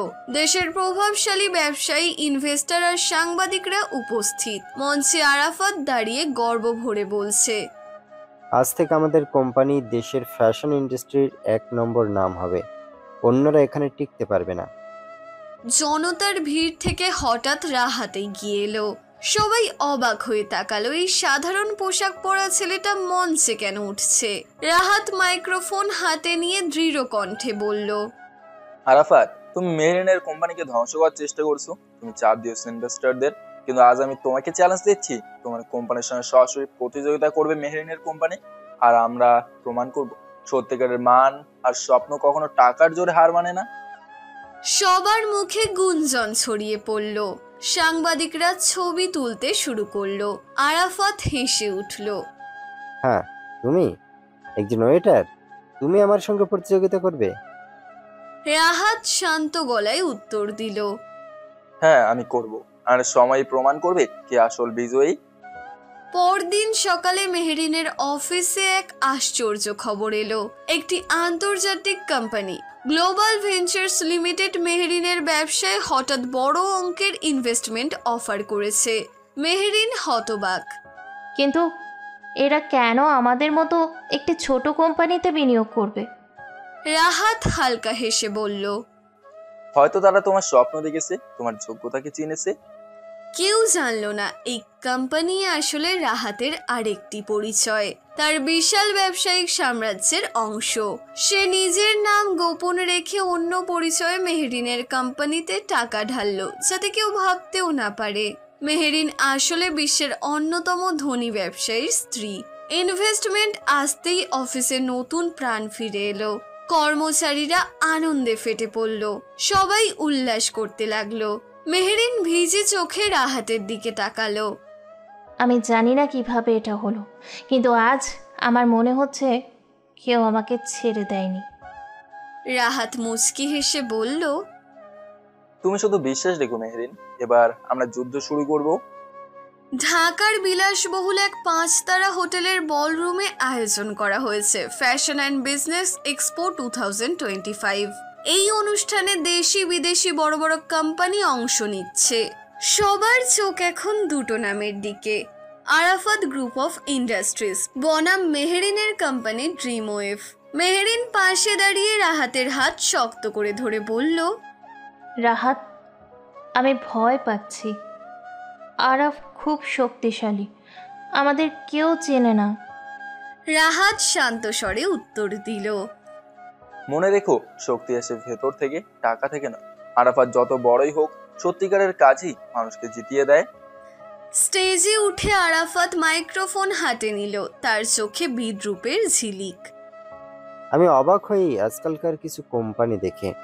একজন ওয়েটারকে স্বামী বানিয়ে কেউ যদি ব্যবসা চালাতে চায়, তাহলে ব্যবসার ভবিষ্যৎ নিয়ে আমি প্রশ্ন তুলতেই পারি। ভিড়ের ভেতরে হাসির রোল পড়ে গেল। সাংবাদিকরা ক্যামেরা ঘুরিয়ে মেহরিনের মুখের দিকে তাকালো। মেহরিনের চোখ লাল হয়ে উঠল, কিন্তু সে কিছু বলল না। ঠিক তখনই রাহাত সামনে এগিয়ে এলো। আরাফাত সাহেব, ওয়েটার হওয়া লজ্জার নয়, লজ্জার হলো অন্যকে হেয় করে নিজের সম্মান বাড়ানোর চেষ্টা করা। এক মুহূর্তের জন্য হলরুম নিস্তব্ধ হয়ে গেল। প্রতিযোগিতার প্রথম রাউন্ড ছিল নতুন ডিজাইনের ফ্যাশন প্রদর্শনী। আরাফাতের কোম্পানি ঝকঝকে গ্ল্যামার্স পোশাক উপস্থাপন করলো। দামি মডেল, ঝলমলে আলোর সবাই হাততালি দিল। তারপর মেহরিনের পালা এলো, কিন্তু তাদের বাজেট ছিল সীমিত। তারা গ্রাম বাংলার প্রেরণায় তৈরি পোশাক মডেলদের গিয়ে উপস্থাপন করলো, সরল মার্জিত অথচ হৃদয় ছোঁয়া। প্রথমে দর্শক চুপচাপ ছিল, কিন্তু ধীরে ধীরে তারা ফিসফিস করতে লাগলো, অসাধারণ, এটা আলাদা, এত প্রাণবন্ত। অবশেষে হাততালির শব্দ গর্জে উঠল। আরাফাতের চোখে বিরক্তি স্পষ্ট হলো। প্রদর্শনীর পর সাংবাদিকরা রাহাতের দিকে ছুটে এলো। একজন প্রশ্ন করলো, আপনি একজন সাধারণ ওয়েটার, অথচ এভাবে এত বড় ইভেন্টে দাঁড়িয়েছেন, আত্মবিশ্বাস কোথা থেকে পেলেন? রাহাত মুচকি হেসে উত্তর দিল, আত্মবিশ্বাস আসে নিজের ওপর বিশ্বাস থেকে। পেশা মানুষের মর্যাদা ছোট করে না। সেই মুহূর্তে অনেক দর্শকের চোখে রাহাতের প্রতি শ্রদ্ধা জন্মালো। ইভেন্ট শেষে মেহরিন রাহাতকে জড়িয়ে ধরে বলল, তুমি না থাকলে আমি হয়তো ভেঙে পড়তাম। আজ আমি বুঝলাম, তুমি শুধু আমার স্বামী নও, আমার সবচেয়ে বড় শক্তি। রাহাত হালকা হেসে উত্তর দিল, এটা শুধু শুরু মেহরিন, এখনো অনেক পথ বাকি। ঢাকার গুলশানের এক প্রাসাদোপম বাড়ির ভেতরে বসে আছে আরাফাত। চোখে ঠান্ডা বিদ্বেষ, হাতে হুইস্কির গ্লাস। ওয়েটার রাহাত আমাকে চ্যালেঞ্জ করে, আর ওই মেহরিন ভাবছে আমার প্রস্তাব ফিরিয়ে দিয়ে বেঁচে যাবে। সে তার সহযোগীদের বলল, সব ইনভেস্টরদের বলে দাও, মেহরিনের কোম্পানিতে যদি কেউ টাকা ঢালে তাদেরকে আমাদের গ্রুপ থেকে বাদ দেওয়া হবে, আর তার সাপ্লাই চেইনও বন্ধ করে দাও। ওদের ব্যবসার রাস্তাই বন্ধ হয়ে যাবে। সহযোগীরা মাথা নাড়ল। আরাফাত মনে মনে হাসল। এবার বুঝবে বড় লোকের সঙ্গে যুদ্ধ করার মানে কি। অন্যদিকে রাহাত চুপচাপ সব খবর জানছিল। সে এক কোণে বসে মেহরিনের অফিসের অবস্থা পর্যবেক্ষণ করছে। মেহরিন উৎকণ্ঠিত গলায় বলল, রাহাত, তারা আমাদের সাপ্লায়ারদের টাকা দিয়ে ভয় দেখাচ্ছে, সবাই আমাদের থেকে মুখ ফিরিয়ে নিচ্ছে। রাহাত ঠোঁটে মুচকি হাসি খেলালো। ওরা খেলা শুরু করছে, এবার আমার পালা। সেই রাতেই রাহাত তার অন্য কোম্পানির সিইওদের সঙ্গে গোপনে বৈঠক করলো। সে নির্দেশ দিল, আরাফাতের কোম্পানিতে হঠাৎ বিশাল অর্ডার দাও।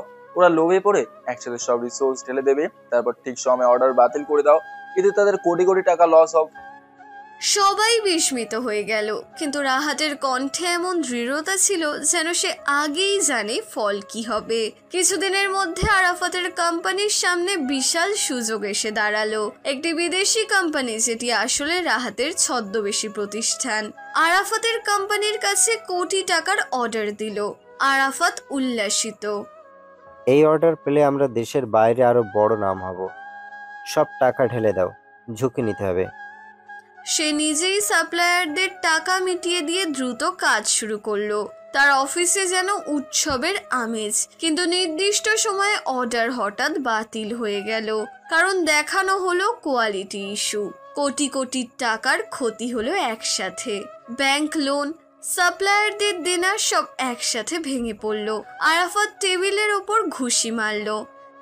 না, এটা হতে পারে না, আমাকে কেউ এভাবে হারাতে পারবে না। তার সহযোগীরা মাথা নিচু করে বলল, স্যার, ব্যাংক লোন ক্লোজ করছে, ইনভেস্টারও টাকা তুলে নিয়েছে, কোম্পানি দেউলিয়ার দিকে যাচ্ছে। আরাফাতের কপালে ঘাম জমল।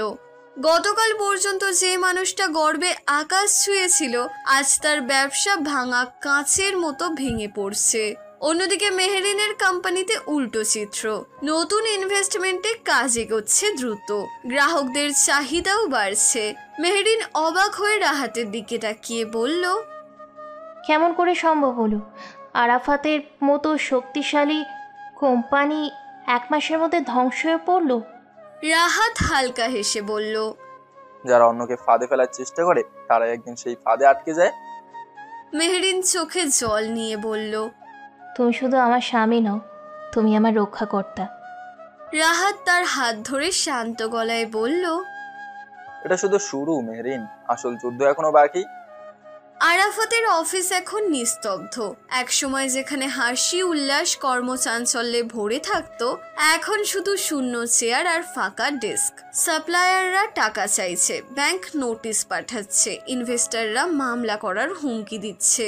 আরাফাত টেবিলে মাথা রেখে বসে আছে, মাথার চুল এলোমেলো, চোখ লাল। এটা কিভাবে সম্ভব হলো? আমি এত শক্তিশালী ছিলাম, 1 নিমেষে সব শেষ।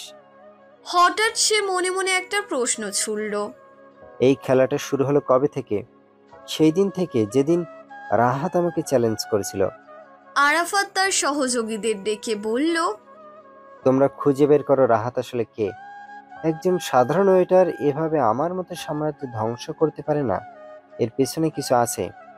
সহযোগী ভয়ে কাঁপতে কাঁপতে উত্তর দিল, স্যার, আমরা কিছু তথ্য জোগাড় করেছি। শুনেছি গ্লোবাল ভেঞ্চার্স এলটিডি নামের যে কোম্পানি আপনার অর্ডার বাতিল করেছে, তার মালিকানা লুকানো আছে, কিন্তু সেই কোম্পানির সঙ্গে রাহাতের যোগাযোগ আছে বলে গুঞ্জন শোনা যাচ্ছে। আরাফাতের চোখ বড় হয়ে গেল। মানে ওই ওয়েটারের সঙ্গে একটা বহুজাতিক কোম্পানির সম্পর্ক? সে চুপ করে কিছুক্ষণ ভাবলো, তারপর দাঁত চেপে বলল, না, এখানে নিশ্চয়ই বড় কিছু লুকানো আছে। আমি যেভাবেই হোক রাহাতের আসল পরিচয় বের করব। অন্যদিকে মেহরিনের কোম্পানি দিন দিন আরো শক্তিশালী হয়ে উঠছে। তাদের নতুন কালেকশন বাজারে দারুণ সাড়া ফেলেছে। সংবাদ মাধ্যমে শিরোনাম ড্রিম ওয়েভ, নতুন শক্তি নিয়ে ফ্যাশন ইন্ডাস্ট্রির ভবিষ্যৎ। অফিসে সবাই উচ্ছ্বসিত। মেহরিন চেয়ারে বসে হেসে বলল, আমি কখনো ভাবতে পারিনি এত দূর আসতে পারবো। রাহাত মুচকি হেসে উত্তর দিল, তুমি পারবে, কারণ তোমার ভেতরে আগুন আছে। মেহরিন তার দিকে গভীর দৃষ্টিতে তাকিয়ে বলল, তুমি আমাকে সবসময় বাঁচিয়ে দাও, কিন্তু তোমার ভেতরে একটা রহস্য আছে রাহাত। আমি জানি না তুমি কে, কিন্তু আমি অনুভব করি তুমি সাধারণ কেউ নও। রাহাত নীরব রইল, কেবল চোখে হালকা হাসি খেলে গেল। এক সন্ধ্যায় আরাফাত এক গোপন সূত্রে খবর পেল যে 5 তারা হোটেলে রাহাত ওয়েটারের কাজ করত। আসলে সেই হোটেলের মালিক একজন অজ্ঞাত ব্যবসায়ী। মালিকের নাম কখনো প্রকাশ করা হয়নি, কিন্তু হোটেলের কর্মচারীরা বলে মালিক মাঝে মাঝে সাধারণ কর্মচারীর ছদ্মবেশে এসে কাজ করে। আরাফাতের বুক ধড়ফড় করতে লাগলো। তাহলে সেই মালিকই কি রাহাত? তার কণ্ঠে ভয় মিশ্রিত বিস্ময়, কারণ যদি এটা সত্যি হয় তবে রাহাত শুধু একজন সাধারণ ওয়েটার নয়, বরং দেশের অন্যতম প্রভাবশালী ব্যবসায়ী। রাতের আধারে রাহাত একা বসে আছে হোটেলের ছাদে। চোখের সামনে শহরের আলো ঝলমল করছে, তার ঠোঁটে রহস্যময় হাসি। আরাফাত, খেলা তো এখনো শুরু হলো। তুমি শুধু আমার নাম জানো না, যেদিন জানবে সেদিন বুঝবে তুমি কাকে চ্যালেঞ্জ করেছিলে। আরাফাতের চোখের নিচে কালি জমে গেছে। টানা কয়েকদিন ধরে সে শুধু এক কাজ করছে, রাহাতের অতীত খুঁজে বের করা। হঠাৎ তার সহযোগী এসে ফাইলের গাদা টেবিলে রাখলো। স্যার, আমরা কিছু তথ্য পেয়েছি। রাহাত 5 বছর আগে ঢাকা বিশ্ববিদ্যালয়ে পড়াশোনা করত, মেধাবী ছাত্র ছিল, কিন্তু হঠাৎ গায়েব হয়ে যায়। আর এরপর থেকে তার কোনো রেকর্ড নেই। তবে আরাফাত ফাইল খুলল, একটা ছবি, রাহাতের তরুণ বয়সের ছবি, আর পাশে লেখা scholarship holder, international business programme, London. আরাফাতের চোখ বড় হয়ে গেল। মানে এই ছেলেটা শুধু সাধারণ কেউ নয়, বিদেশে পড়াশোনা করেছে। আরাফাতের সন্দেহ আরো গাঢ় হলো। সে একদিন গোপনে সেই নামকরা হোটেলে গেল যেখানে রাহাত আগে ওয়েটারের কাজ করত। হোটেলের পুরনো কর্মচারীদের সঙ্গে গল্প করতে করতে একদিন একজন বৃদ্ধ স্টাফ তাকে বলল, বাবা, এই হোটেলটা যেমনটা দেখো আসলে তেমন নয়। মালিক কখনো সামনে আসে না, মাঝে মাঝে ছদ্মবেশে এসে নিজের লোকদের সঙ্গে মিশে থাকে। আরাফাতের শরীর কেঁপে উঠল। সে জিজ্ঞেস করল, আপনি কি মালিককে কখনো দেখেছেন? বৃদ্ধ কর্মচারী রহস্যময় ভঙ্গিতে হেসে বলল, হয়তো দেখেছি, হয়তো না, তবে একটা কথা জানি, মালিকের চোখে অন্যরকম দীপ্তি আছে। যেদিন চাইবেন সেই দিনই চিনে নেবেন। আরাফাতের বুক ধড়ফড় করতে লাগলো। সে মনে মনে বলল, না, এটা রাহাতই, আমি নিশ্চিত। অন্যদিকে মেহেরিনও রাহাতকে নিয়ে দ্বিধায় পড়েছে। একদিন অফিসে বসে সে রাহাতকে জিজ্ঞেস করলো, রাহাত, আমি তোমাকে কতবার জিজ্ঞেস করেছি তুমি আসলে কে? সবাই বলে তুমি এক সময় সাধারণ ওয়েটার ছিলে, কিন্তু তোমার মধ্যে এমন কিছু আছে যা তোমাকে সাধারণ মনে হতে দেয় না। তুমি কি আমার কাছ থেকে কিছু লুকোচ্ছ? রাহাত মুচকি হেসে উত্তর দিল, কিছু সত্য আছে যা সময়ের আগে জানা উচিত নয়। যখন সঠিক সময় আসবে তুমি সব জানতে পারবে মেহেরিন। মেহেরিনের চোখে জল চলে এলো। সে ফিসফিস করে বলল, আমি শুধু চাই না তোমাকে হারাতে। রাহাত তার হাত শক্ত করে ধরল। আমাকে কেউ আলাদা করতে পারবে না তোমার কাছ থেকে। রাতে নিজের অফিসে বসে আরাফাত এক পরিকল্পনা করলো। সে নিজেকে বলল, যদি রাহাত আসলেই ওই হোটেলের মালিক হয়, তবে তার আসল কাগজপত্র কোথাও না কোথাও আছে। আমি সেটা খুঁজে বের করব, আর যেদিন প্রমাণ পাবো সেদিন সবার সামনে তার মুখোশ খুলে দেব। সে একদল হ্যাকার ভাড়া করলো, যারা রাহাতের ব্যাংক ট্রানজ্যাকশন আর বিদেশি ইনভেস্টমেন্ট ট্র্যাক করতে শুরু করলো। ফল আসতে বেশি দেরি হলো না। ফাইলে উঠে এলো এক চাঞ্চল্যকর নাম, রেহমান গ্রুপ অফ কোম্পানিজ, দেশের অন্যতম শীর্ষ ব্যবসায়ী প্রতিষ্ঠান। সেখানে সিইও হিসেবে রেজিস্টার্ড একজনের নাম রাহাত রহমান। আরাফাত টেবিলে হাত চাপড়ে উঠল। এবার তো নিশ্চিত ওই ওয়েটারই আসলে দেশের অন্যতম ধনী ব্যবসায়ী। হাসি আর ক্রোধে মিশ্রিত কণ্ঠে আরাফাত ফিসফিস করে বলল, রাহাত, তুমি যতই মুখোশ পরে থাকো, এবার আমি সবার সামনে তোমার আসল পরিচয় ফাঁস করব, তোমার সাম্রাজ্য ভেঙে ফেলবো। অন্যদিকে হোটেলের ছাদে দাঁড়িয়ে রাহাত শহরের আলো দেখে নিজের মনে বলল, আরাফাত, তুমি যতই খোঁজ করো না কেন, মুখোশ খোলার সময়টা আমিই ঠিক করব। ঢাকার সবচেয়ে বড় কনভেনশন সেন্টারে অনুষ্ঠিত হলো ন্যাশনাল বিজনেস সামিট। দেশের প্রভাবশালী ব্যবসায়ী, মন্ত্রী, বিদেশি ডেলিগেটরা সবাই উপস্থিত। সবার চোখ এখন দুইজনের দিকে, আরাফাত ও মেহেরিন। স্টেজে উঠে আরাফাত হঠাৎ মাইক্রোফোন হাতে নিল, তার চোখে বিদ্রুপ। আজ আমি আপনাদের সামনে একটা সত্য প্রকাশ করতে চাই। যাকে আপনারা একজন ব্যবসায়ীর স্বামী হিসেবে দেখছেন, সে আসলে একজন সাধারণ ওয়েটার। তার নাম রাহাত। আমি প্রমাণ দিতে পারবো। হল রুমে গুঞ্জন শুরু হলো। সবাই অবাক হয়ে রাহাতের দিকে তাকালো। ক্যামেরার ফ্ল্যাশে ভরে গেল চারদিক। মেহেরিন কেঁপে উঠল, কিন্তু শক্ত গলায় বলল, একজন ওয়েটার হওয়া অপরাধ নয় আরাফাত। তুমি মানুষের পেশাকে হেয় করার চেষ্টা করছো। আরাফাত ব্যঙ্গ করে হাসল। না, এটা শুধু পেশার প্রশ্ন নয়। আমি প্রমাণ করতে চাই তোমার স্বামী তোমাকে ব্যবহার করছে। সে ফাইলের একটি কপি বের করলো, যেখানে কিছু ছবি আর নথি, কিন্তু আশ্চর্যজনকভাবে সেই নথিগুলো অসম্পূর্ণ। কোনো কাগজেই রাহাতের আসল পরিচয় প্রমাণের মতো কিছু নেই। আরাফাত থতমত খেয়ে গেল। কেউ ফিসফিস করে বলল ওর কাছে আসল প্রমাণই নেই। রাহাত শান্তভাবে মাইক্রোফোন হাতে নিল।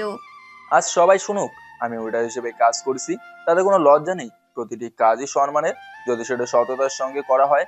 কিন্তু আমার জীবনের আসল পরিচয় কখনো কারোর সামনে প্রকাশ করার প্রয়োজন পড়েনি, কারণ আমার পরিচয় আমার কর্মেই।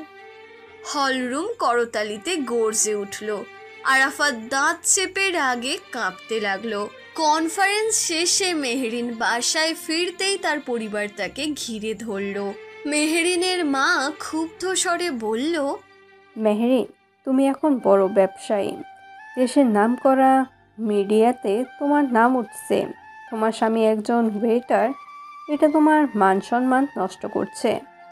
বাবা কঠিন গলায় বললেন, তুমি আমাদের পরিবারকে লজ্জায় ফেলেছ। তুমি চাইলে আজই তাকে ডিভোর্স দিতে পারো। তোমার মতে একজন সফল ব্যবসায়ীর পাশে রাহাত মানায় না।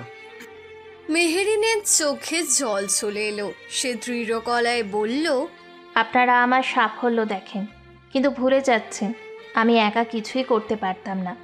রাহাত আমার পাশে আছে বলেই আমি আজ এত দূর এসেছি। আমি তাকে কোনোদিন ছেড়ে দেব না। মা রেগে চিৎকার করলেন। তুমি বুঝছো না সমাজ কি বলবে? সবাই বলছে তুমি এক ওয়েটারের স্ত্রী। মেহেরিন চুপ করে মাথা নিচু করলো, কিন্তু তার কণ্ঠে অটল দৃঢ়তা। সমাজের কথার চেয়ে আমার কাছে রাহাতের গুরুত্ব বেশি। রাত গভীর।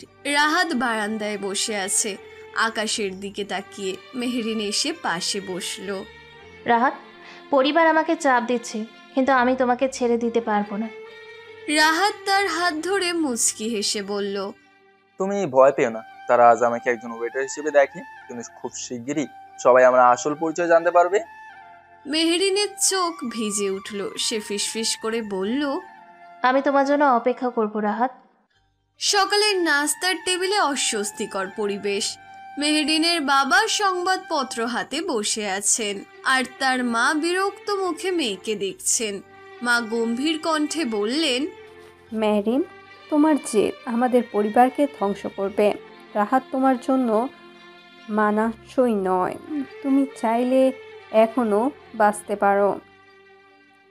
বাবা কাগজ ছুঁড়ে দিয়ে বললেন, দেখো, আজকের খবর পত্রিকায় লেখা হয়েছে বড় ব্যবসায়ীর মেয়ের স্বামী আসলে একটা ওয়েটার। এভাবে আমাদের নাম মাটিতে মিশে যাচ্ছে। আপু, তুমি যদি রাহাতকে ডিভোর্স না দাও, তবে আমরাই তোমার সঙ্গে সম্পর্ক ছিন্ন করব। মেহেরিন ভেতরে কেঁপে উঠল, তবু মাথা নত করল না। সে শান্ত গলায় বলল, আপনারা চাইলে সম্পর্ক ছিন্ন করুন, কিন্তু আমি আমার স্বামীকে কোনো দিন ছেড়ে দেব না। তার মা চিৎকার করে উঠলেন, তুমি আমাদের মুখে কালিমা মেখে চলেছ। মেহেরিন চুপচাপ উঠে নিজের রুমে চলে গেল। এদিকে আরাফাত থেমে নেই। সে মিডিয়ার কয়েকজন সাংবাদিককে টাকা দিয়ে রাহাত সম্পর্কে ভুয়ো খবর ছড়াতে শুরু করলো। রাহাত নাকি মেহেরিনের টাকার লোভে বিয়ে করেছে তাকে, তার কোনো ব্যাকগ্রাউন্ড নেই, সে আসলে এক প্রতারক। একটা টিভি টক শোতে আরাফাত গিয়ে বলল, দেশের এত বড় একটি কোম্পানি যদি একজন ওয়েটারের হাতে যায়, তাহলে সেটা আমাদের অর্থনীতির জন্য লজ্জাজনক। এই বক্তব্যে অনেকেই হাসাহাসি করলো, আবার কেউ কেউ সন্দেহও করতে লাগলো। অফিসে বসে মেহেরিন কাগজপত্র দেখছিল, কিন্তু কিছুতেই মনোযোগ দিতে পারছিল না। তার সহকারী জিজ্ঞেস করলো, ম্যাডাম, আপনি ভালো আছেন? মেহেরিন নিঃশ্বাস ফেলে বলল, সবার চাপ যেন আমার বুক চেপে ধরছে, কিন্তু আমি রাহাতকে ছাড়তে পারবো না। সহকারী চুপ করে মাথা নাড়ল। সেদিন রাতে রাহাত মেহেরিনের চোখের জল দেখে বলল, শোনো, তারা যতই চাপ দিক না কেন, তুমি ভেঙে পড়ো না। আমি তোমার পাশে আছি। খুব শিগগিরই তাদেরকে দেখিয়ে দেবো আমি কে। শুধু আরেকটু ধৈর্য রেখো। মেহেরিন তার বুকে মুখ লুকিয়ে বলল, আমি শুধু ভয় পাই, যদি তুমি আমাকে ছেড়ে যাও। রাহাত হেসে উত্তর দিল, আমি তোমাকে ছেড়ে দিতে জন্মাইনি, তুমি আমার শক্তি। রাহাত চুপচাপ ফোন হাতে নিয়ে একটা কল করলো। ওপাশে এক গম্ভীর কণ্ঠস্বর। সব প্রস্তুত? রাহাতের ঠোঁটে রহস্যময় হাসি ফুটল। হ্যাঁ, সময় হয়েছে সত্য প্রকাশ করার। মেহেরিনের বাবা মা আবার অফিসে হাজির। মায়ের মুখে রাগ, চোখে অশ্রু। মেহরিন, তুমি যদি আজও রাহাতকে ছেড়ে দাও না, তবে পুরো পরিবার তোমাকে বিচ্ছিন্ন করবে। আমাদের নাম সম্মানই গুরুত্বপূর্ণ। বাবা কণ্ঠ কাঁপিয়ে বললেন, তুমি আমাদের জিদ দেখিয়ে পরিবারকে লজ্জায় ফেলে দিচ্ছ। তুমি এখন দেশের নামকরা ব্যবসায়ী। তুমি কি সত্যিই একজন ওয়েটারের সাথে থাকতে চাও? আপু, আমাদের কথা শোনো, এটা শেষ সুযোগ। মেহেরিন শান্ত চোখে তাকিয়ে বলল, আপনারা চাইলে আমাকে বিচ্ছিন্ন করতে পারেন, কিন্তু আমি আমার স্বামীকে কখনো ছাড়বো না। রাহাত আমার জীবন আর আমার শক্তি। আমার কাছে সে সব কিছুর চেয়ে বেশি গুরুত্বপূর্ণ। পরিবার শোকাহত, কিন্তু মেহেরিনের অটল মনোবল তাদের সামনেও অটল। রাতের অন্ধকারে রাহাত হোটেলের ছাদে বসে ফোনে কথা বলছে। সবকিছু ঠিক আছে, সময় এসেছে। আমি ধীরে ধীরে সবাইকে দেখাবো আমি শুধু ওয়েটার নই, আমি যে কোম্পানি চালাই আর হোটেল সেটা আমারই। আরাফাতের মতো মানুষও একদিন বুঝবে। মেহেরিন পাশে বসে হাত ধরে বলল, আমি শুধু চাই না তুমি আমার কাছে থাকো, আমি চাই তুমি সব সময় আমার পাশে থেকো। রাহাত মুচকি হেসে বলল, আমি কখনো চলে যাব না মেহরিন, তারা যতই চাপ দিক না কেন আমরা একসাথেই সব পারবো। আরাফাত ধীরে ধীরে রাহাতের আসল পরিচয় খুঁজতে থাকে, কিন্তু প্রতিবার সে এক ধাপ এগিয়ে যাওয়ার চেষ্টা করলেও রাহাতের বুদ্ধি আর কৌশল তাকে ব্যর্থ করে দেয়। একটি গোপন সংবাদ, ওই হোটেল এবং গ্লোবাল ভেঞ্চার্স লিমিটেড উভয়ই রাহাতের মালিকানায়। তিনি সাধারণ ওয়েটারের ছদ্মবেশে সবাইকে বিভ্রান্ত করেছেন। আরাফাতের ক্রোধে চোখ লাল। তবে এবার আমি দেখাবো, আমি প্রমাণ করব। কিন্তু রাহাত শুধু একটি রহস্যময় হাসি খেলে, সময় এসেছে আরাফাত, কিন্তু মুখোশ করবে আমার নিয়ন্ত্রণে, তোমার নয়। পরিবারের চাপ, আরাফাতের ষড়যন্ত্র, সবকিছু মেহেরিনের সামনে। সে রাহাতের হাত ধরে দৃঢ় কণ্ঠে বলল, আমি কখনো তোমাকে ছাড়বো না। তুমি শুধু আমার স্বামী নও, তুমি আমার শক্তি। তারা চাইলে চেষ্টা করতে পারে, কিন্তু আমি হারবো না। রাহাত তার কপালে চুমু দিয়ে বলল, আমাদের সময় আসছে, খুব শিগগিরই সবাই জানবে সত্যি কেই। রাতের আকাশে তারা দুজন একসাথে ছাদে বসে আছে। শহরের আলো ঝলমল করছে নিচে। মেহেরিনের চোখে অশ্রু আর মুখে অটল দৃঢ়তা। রাহাতের চোখে হাসি আর মনোবল অটুট। যেন বলা যায় যে কোনো চাপ, যে কোনো ষড়যন্ত্র সত্যিকারের প্রেম ও বিশ্বাসে সবকিছু জিতিয়ে দেয়। ঢাকার সবচেয়ে বড় আন্তর্জাতিক হোটেলের কনফারেন্স হলে আয়োজিত হলো ন্যাশনাল বিজনেস অ্যাওয়ার্ডস 2025। দেশের ব্যবসায়ী সমাজ, সাংবাদিক, রাজনৈতিক ব্যক্তিত্বরা উপস্থিত। আজকের অনুষ্ঠানের মূল আকর্ষণ best entrepreneur of the year. সবার নজর এখন রাহাত ও মেহেরিনের দিকে। মেহেরিনের বাবা মা চুপচাপ বসে আছেন। আজকের দিনটা তাদের জন্য এক চ্যালেঞ্জ, যেখানে তাদের বিশ্বাস ঠিক হয়েছে কিনা সেটা পরীক্ষায় উঠছে। আরাফাত মাইক্রোফোন হাতে নিয়ে ঘোষণা করলো, আজ আমি আপনাদের সামনে সত্য প্রকাশ করতে চাই। যাকে সবাই বড় ব্যবসায়ী মনে করছেন, সে বাস্তবে একজন সাধারণ ওয়েটার। আমি প্রমাণ দিতে পারি যে তার পরিচয় ভুয়া। সবার চোখ রাহাতের দিকে। ক্যামেরার ফ্ল্যাশে রাহাত শান্তভাবে দাঁড়িয়ে আছেন। মেহেরিন পাশ থেকে তার হাত ধরে বলল, চুপ করো আরাফাত, আজকের সত্য আমি নিজে দেখব। রাহাত মাইক্রোফোন নিলেন, দৃঢ় কণ্ঠে বললেন, সবাই শোনো, যিনি আজ আমার সম্পর্কে ভ্রান্ত ধারণা তৈরি করতে চেয়েছেন তিনি আরাফাত। আমি একজন ওয়েটার হিসেবে কাজ করেছি, এটা লজ্জা নয়। কিন্তু আমি শুধু একজন ওয়েটার নই, আমি রেহমান গ্রুপ অফ কোম্পানিসের এবং এই হোটেলের মালিক। পেছনে স্ক্রিনে হঠাৎ সব নথি, ব্যাংক চেক, কোম্পানির মালিকানার কাগজপত্র দেখানো হলো। সবার চোখ বড় হয়ে গেল। আমি এই দেশের শীর্ষ ব্যবসায়ীদের সঙ্গে কাজ করেছি, এই হোটেল আমারই। আমি সবাইকে ছদ্মবেশে দেখিয়েছি, কারণ শক্তি কখনো অহংকারে প্রকাশ পায় না। হলরুম নিস্তব্ধ হয়ে গেল। কেউ কল্পনাও করতে পারছিল না যে ওয়েটারের ছদ্মবেশের আড়ালে এমন শক্তিশালী পরিচয় লুকানো ছিল। মেহেরিনের মা কণ্ঠ কাঁপিয়ে বললেন, আমরা ভুল করেছি, আমরা তাকে বুঝতে পারিনি। বাবা মাথা নত করে বললেন, মেহরিন, আমরা তোমার সামনে দুঃখ প্রকাশ করছি, আমরা ভুল করেছি। মেহেরিন রাহাতের দিকে তাকিয়ে হাসি খেলে বলল, দেখো, আমি জানতাম তুমি আমার পাশে থাকো, আর এখন সবাই জানলো তুমি শুধু ওয়েটার নও, তুমি আমার জীবনের শক্তি। আরাফাত হতবাক। এটা সম্ভব নয়, ওয়েটার। কিন্তু হলরুমে সবাই ফিসফিস করছে, কি দুর্দান্ত ছদ্মবেশে শক্তি। আরাফাত চুপচাপ পেছনের দিকে সরে গেল। সেই রাত থেকে আর সে দেশের ব্যবসায়ী সমাজে কোনো শক্তি রাখতে পারল না। শেষ দৃশ্যে রাহাত ও মেহেরিন একসাথে হোটেলের ছাদে দাঁড়িয়ে আছেন। শহরের আলো ঝলমল করছে নিচে। মেহেরিন রাহাতকে জড়িয়ে ধরল। আমি সব সময় জানতাম তুমি আমার জন্য বিশেষ, আজ সবাই জানলো। আমি গর্বিত তোমার উপর। প্রথমে আমি তোমাকে বিয়ে করেছিলাম একটা চুক্তিতে, আর এখন আমি তোমাকে মন থেকে ভালোবাসতে শুরু করেছি। তোমাকে পেয়ে আমি সত্যিই ধন্য। রাহাত মুচকি হেসে বলল, আমি শুধু তোমার স্বামী নই, আমি তোমার রক্ষাকর্তা।